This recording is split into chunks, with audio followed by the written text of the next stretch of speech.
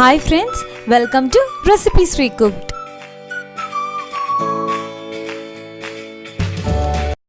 ഇന്ന് ഞാൻ വന്നിരിക്കുന്നത് പിസ്സ സോസിന്റെ റെസിപ്പി ആയിട്ടാണ്. പിസ്സയ്ക്കും പാസ്തയ്ക്കും ഒരുപോലെ നമുക്ക് ഈ സോസ് യൂസ് ചെയ്യാം. തക്കാളിയൊന്നും സെപ്പറേറ്റ് ആയിട്ട് വേവിച്ചെടുക്കാതെ എളുപ്പത്തിൽ തയ്യാറാക്കിയെടുക്കാനായിട്ട് പറ്റും. അപ്പോൾ നമുക്ക് ഈ പിസ്സ പാസ്ത സോസ് എങ്ങനെയാണ് തയ്യാറാക്കുന്നത് എന്ന് നോക്കാം. അപ്പോൾ ഇനി പിസ്സ സോസ് തയ്യാറാക്കാനായിട്ട് ഞാനിവിടെ ഒരു മിക്സിയിലോട്ട് മീഡിയം സൈസിലുള്ള ഒരു സവോള വലിയ കഷ്ണങ്ങളായിട്ട് മുറിച്ച് ചേർക്കുവാണ്.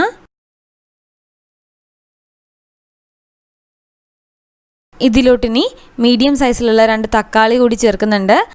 പഴുത്ത തക്കാളി ആണെങ്കിൽ ഏറ്റവും നല്ലത്.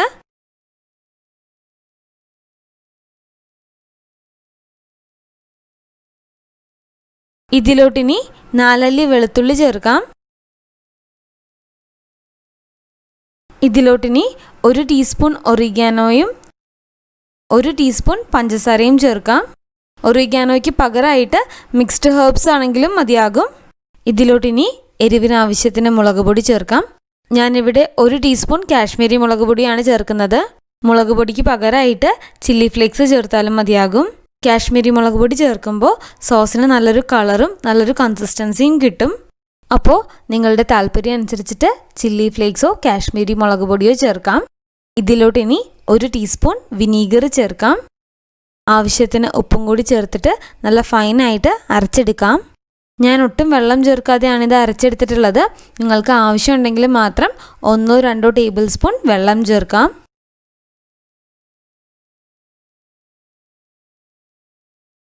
അപ്പോൾ ദാ ഇവിടെ തക്കാളിയും സവോളയും വെളുത്തുള്ളിയൊക്കെ നല്ല ഫൈനായിട്ട് അരച്ചെടുത്തിട്ടുണ്ട്. ഒട്ടും വെള്ളം ചേർക്കാതെ തന്നെ നല്ല ഫൈനായിട്ട് അരച്ചെടുത്തിട്ടുണ്ട്. ഇനി നിങ്ങൾക്ക് ആവശ്യമുണ്ടെങ്കിൽ മാത്രം 1-2 ടേബിൾ സ്പൂൺ വെള്ളം ചേർത്താൽ മതി.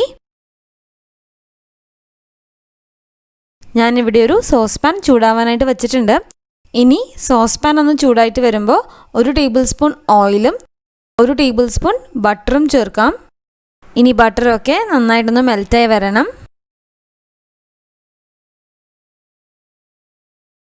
ഇതിലോട്ടിനി നമ്മൾ അരച്ച് വെച്ചിരിക്കുന്ന തക്കാളിയും സവോളയും വെളുത്തുള്ളിയുടെയൊക്കെ ആ മിക്സ് ചേർക്കാം. മിക്സിയുടെ ജാറൊന്ന് റിൻസ് ചെയ്തിട്ട് 1/2 കപ്പ് വെള്ളം കൂടി ചേർക്കാം. ഇനി ഒരു 5 മിനിറ്റ് ഇതൊരു മീഡിയം ഫ്ലെയിമിലിട്ട് നന്നായിട്ട് കുക്ക് ചെയ്തെടുക്കണം. സവോളയും തക്കാളിയും വെളുത്തുള്ളിയൊക്കെ നന്നായിട്ട് വെന്ത് വരണം. ഇതിനി നന്നായിട്ട് കുറുകി സോസിൻ്റെ കൺസിസ്റ്റൻസിയിലാവണം. ഈ സമയത്ത് ഉപ്പും മധുരമൊക്കെ നോക്കിയിട്ട് ആവശ്യമുണ്ടെങ്കിൽ ചേർത്ത് കൊടുക്കാം. ഇനി ഇത് നന്നായിട്ടൊന്ന് കുറുകി തക്കാളിയൊക്കെ ഒന്ന് വെന്ത് വരണം. അപ്പോൾ അത് അത്രയേ ഉള്ളൂ. പിസ്സ സോസ് റെഡി ആയിട്ടുണ്ട്. സോസിൻ്റെ കൺസിസ്റ്റൻസിക്ക് പാകത്തിനായിട്ടുണ്ട്.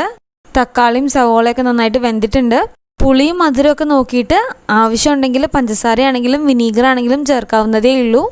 ഇത് എയർ ടൈറ്റ് ആയിട്ടുള്ളൊരു ഗ്ലാസ് കണ്ടെയ്നറിലിട്ട് ഫ്രിഡ്ജിൽ വെക്കുവാണെങ്കിൽ 7 to 10 ഡേയ്സ് നമുക്ക് ധാരാളമായിട്ട് യൂസ് ചെയ്യാം. ഫ്രീസ് ചെയ്യുവാണെങ്കിൽ 1 മാസം വരെയും യൂസ് ചെയ്യാനായിട്ട് പറ്റും. എല്ലാം കൂടി ഒരു 10 മിനിറ്റ് മതി ഈ പിസ്സ സോസ് തയ്യാറാക്കാനായിട്ട്. തണുക്കുമ്പോൾ ഇത് ഒന്നുകൂടി ഒന്ന് കട്ടിയാവും. അപ്പോൾ അത് അത്രയേ ഉള്ളൂ. പിസ്സ സോസ് റെഡി ആയിട്ടുണ്ട്. പിസ്സയ്ക്കും പാസ്തയ്ക്കും ഒരുപോലെ നമുക്ക് ഈ സോസ് യൂസ് ചെയ്യാം. അപ്പോൾ തീർച്ചയായിട്ടും ഈ റെസിപ്പി ഒന്ന് ട്രൈ ചെയ്ത് നോക്കണം. എന്നിട്ട് ഫീഡ്ബാക്ക് കമൻറ്റ് ചെയ്യാൻ മറക്കരുത്. എല്ലാവർക്കും ഇന്നത്തെ ഈ റെസിപ്പി ഇഷ്ടമായെന്ന് പ്രതീക്ഷിക്കുന്നു. ഇഷ്ടമായാൽ വീഡിയോ ലൈക്ക് ചെയ്യാനും ഫ്രണ്ട്സും ഫാമിലിയായിട്ട് ഷെയർ ചെയ്യാനും മറക്കരുത്. അതുപോലെ തന്നെ ഇതുവരെ ഈ ചാനൽ സബ്സ്ക്രൈബ് ചെയ്തിട്ടില്ലെങ്കിൽ സബ്സ്ക്രൈബ് ചെയ്ത് നമ്മളെ സപ്പോർട്ട് ചെയ്യുമെന്ന് പ്രതീക്ഷിക്കുന്നു. കൂടെ തന്നെ ആ ബെല്ലൈക്കൺ ഒന്ന് പ്രസ് ചെയ്ത് ഓൾ എന്ന ഓപ്ഷൻ സെലക്ട് ചെയ്യാൻ മറക്കരുത്. അപ്പോൾ വീണ്ടും മറ്റൊരു റെസിപ്പിയുമായി മറ്റൊരു വ്ലോഗിലൂടെ കാണാം. Till then take care and thanks for watching recipes റീകുക്ഡ്.